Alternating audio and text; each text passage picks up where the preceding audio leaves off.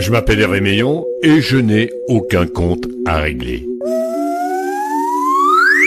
Chaque être que je reçois dans mes Ogenblik, un mot flamand voulant dire un instant, peut y trouver sa place auprès des autres et dans sa propre vie. Chaque invité de ces podcasts a sa singularité.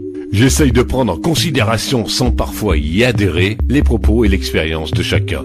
Dans mes podcasts, je suis en fait une oreille qui parle, une bouche qui écoute. Ogenblik. Donc tout se passe relativement bien pour l'instant pour toi. Jusqu'à cette interview avec Hervé Meillon. Je suis tellement fier de te rencontrer parce que tu n'étais plus dans le paysage audiovisuel quand je suis moi arrivé en Belgique et je suis content de t'y retrouver. Ogenblik.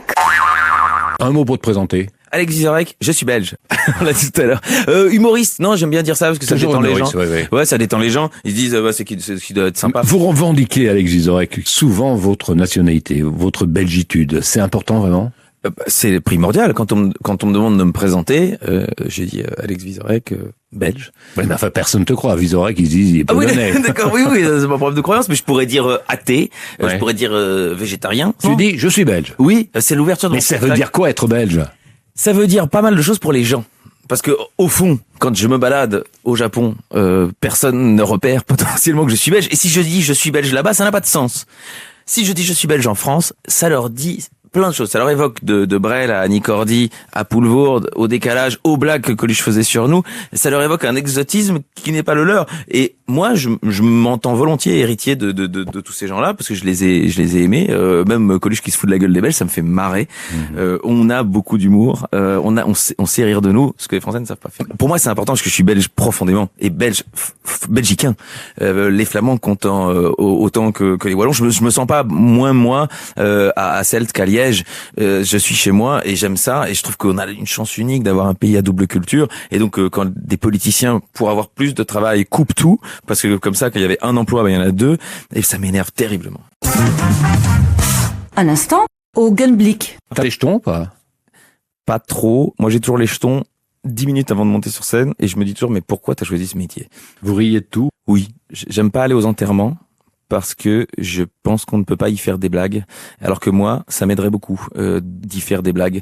Mais je veux respecter évidemment le fait que des gens souffrent et que pour eux, la douleur passe par le silence ou par les larmes. Il arrive que le rire soit ce qui serve à ne pas pleurer. Et donc ça, c'est mon arme à moi, mais on ne peut pas dans un enterrement faire les deux. Ogenblik. Alors le nom exact. Vietchorek. Vietchorek, Oui. c'est pas de chez nous. C'est pas de la région, c'est pas de la région. Ça. Pas tant parce que c'est la région des mines en Belgique. Ouais. Donc moi ma famille, le Polonais qui est venu travailler dans les mines à Pâturage, donc près de Mons. Il a donné son nom à toute la famille. Il est décédé de problèmes pulmonaires comme pas mal de monde à cette époque-là. C'était mon arrière-grand-père. J'ai jamais connu. J'ai une photo. Ta mère t'appelle encore Alex ? Alors ma mère elle s'est habituée parce que maintenant on écrit parfois à elle ou à mon père avec mon nom d'artiste. Ils m'ont fait chier.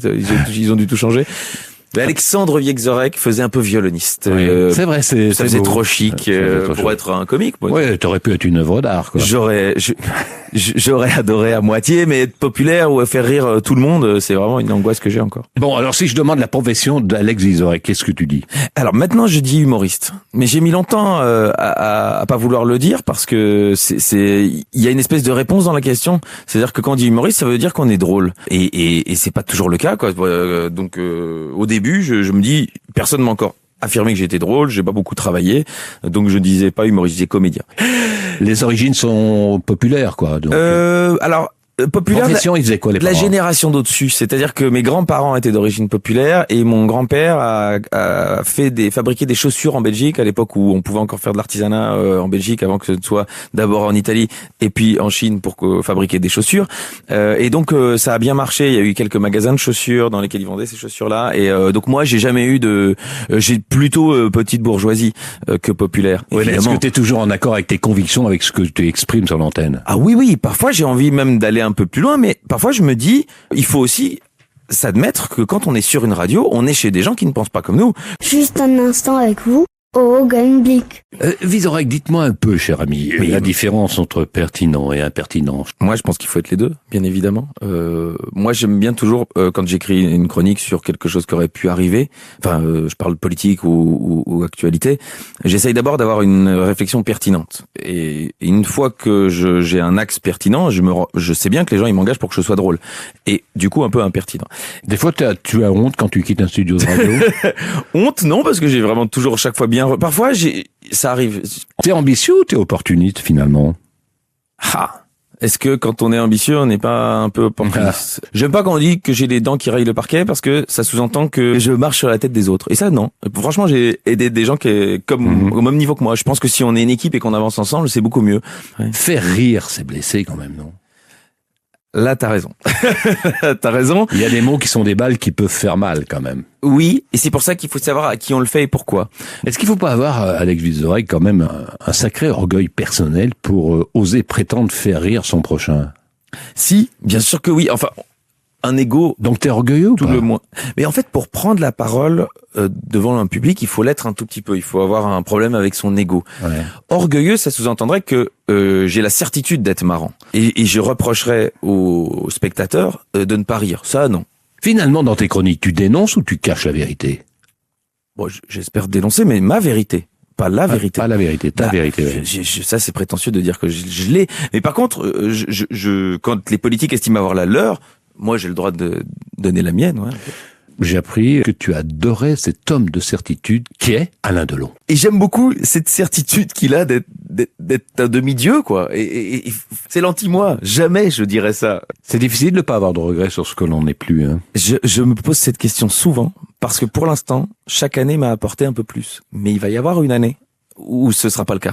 Vous avez fait Solvay, vous, hein, le commerce, Solvay. Ouais, bah donc du coup, non, vous aimez le pognon quand même, tout ça. En fait, pas trop. Enfin, j'aime bien en avoir moi quand je fais mon travail, mais l'investir, c'est quelque chose qui m'angoisse terriblement. Et vous êtes naïf ou modeste finalement, Vizorek? J'espère les deux. Tu es très propre sur toi quand même quand on te voit comme ça. Oui. Alors que dans tes mots, des fois, tu charries pas mal, hein. Je pense que ça aide. Si t'es propre sur... Ouais, c'est le principe de Gérard qui est toujours en costard et qui dit les plus grosses grossièretés qui est au monde. Et puis les politiques qui viennent d'insulter pendant 2 heures sur scène viennent lui serrer la main dans la loge en disant « Oh, vous êtes formidable, Laurent !» Oui, c'est dingue. Et il fait ça très très bien. Un instant, Augenblick. Augenblick. Les Français se regardent le nombril et toi. Je te refais. Et toi? On se regarde tous un peu le nombril. On aime bien savoir l'image qu'on donne aux autres, mais c'est ça que les Français ont pigé maintenant, c'est qu'ils n'arrivaient plus eux-mêmes à se donner une bonne image d'eux-mêmes. Et en fait, ils ont dû faire appel à des gens qui les connaissaient bien et qui pouvaient pointer des défauts qu'eux n'avaient jamais vus. En fait, pour eux, être comme ils sont, c'est normal. Et quand on arrive, nous, et qu'on est sympa, détendu, différent, bah ils sont surpris quand même. Ils disent, mais en fait, on peut être comme ça et quand même être heureux. Alex Vizorek, est-ce que tu te rends compte, vous vous rendez compte, le nombre de comiques qui existent sur le marché en ce moment et qui racontent toujours tous la même chose, finalement. Ça, je ne peux pas vous laisser dire, monsieur le provocateur Hervé Millon, que vous n'avez pas changé. Évidemment que on raconte tous différemment des choses. Parfois, tous les stand-up sont, on raconte l'histoire de son père, l'histoire de sa mère, sa famille. L'histoire de mon père n'est pas l'histoire de ton père. Donc, il s'avère que plus on est, plus les gens adhèrent. Et en fait, on remplit moins de grandes salles. À mon époque, quand j'étais gamin ici, j'allais voir Palmade, Robin, Elie Kakou, Team Seat qui commençait à arriver. Donc ils étaient 10 à se partager le marché. Aujourd'hui, on est peut-être 100 à se partager le marché. Donc on fait des plus petites scènes. Mais on travaille tous beaucoup et plus. Et sur les radios, les cases humoristiques, elles se sont multipliées. À un certain moment, ça va s'arrêter tout ça. Mais c'est pour ça, il y en a beaucoup. Possible. Mais moi, j'ai un copain qui les appelle les yéyés de l'humour. C'est toi. C'est vrai, c'est vrai. Ouais. Mais bien sûr qu'on est dans les yéyés de l'humour. Et quand t'étais en Belgique, il n'y en avait pas beaucoup non plus. Hein. Oui, il y a eu un fossé de génération. Augenblick. J'aime bien les femmes un peu plus âgées. Un instant. Pour quelle raison? Mais en fait, je trouve qu'il y a quelque chose de plus... Elles t'apprennent des choses?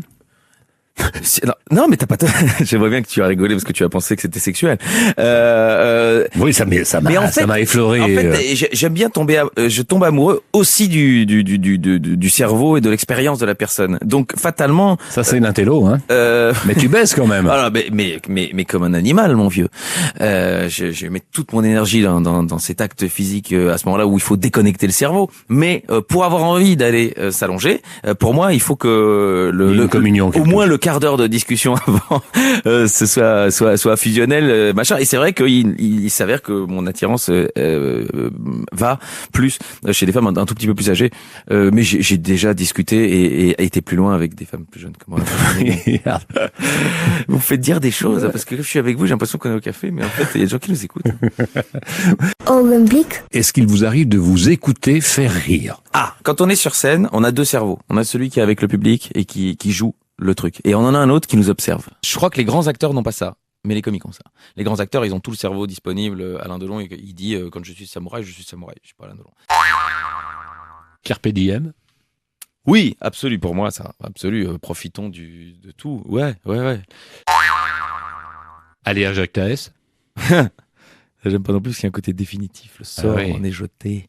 J'aime pas trop. Ouais, non. On peut toujours revenir sur ses pas. Ça me fait penser à Dieudonné, qui à un moment est rentré dans un entêtement. Il pouvait plus s'en sortir. Exactement. Et il a dit que le sort en était jeté. Alter ego. Alors, dedans, il y a ego. On fait tellement tout pour être singulier dans nos métiers que d'avoir un alter ego, ce serait une faute professionnelle. Est-ce qu'on pense à la mort de temps en temps, Alex Vizorek? Beaucoup, mais sans être angoissé. Figurez-vous que n'ayant pas d'enfant, je crois que ça change évidemment la donne par rapport à la mort. Oui, mais enfin, tu vas peut-être en avoir. Peut-être, mais si c'est pas le cas, ce n'est pas très très grave. Être père ne serait pas quelque chose de... J'y ai répondu plusieurs fois que j'aimais bien l'idée macroniste d'être grand-père sans être père. C'est-à-dire que si je suis avec une femme qui a des enfants, ces enfants auront sans doute un jour des enfants, et donc je serai grand-père à un âge où je serai plus apaisé. Aujourd'hui, je suis à fond dans tout ce que je fais, je travaille, je sais pas où je placerai m'occuper d'un enfant. Augenblick.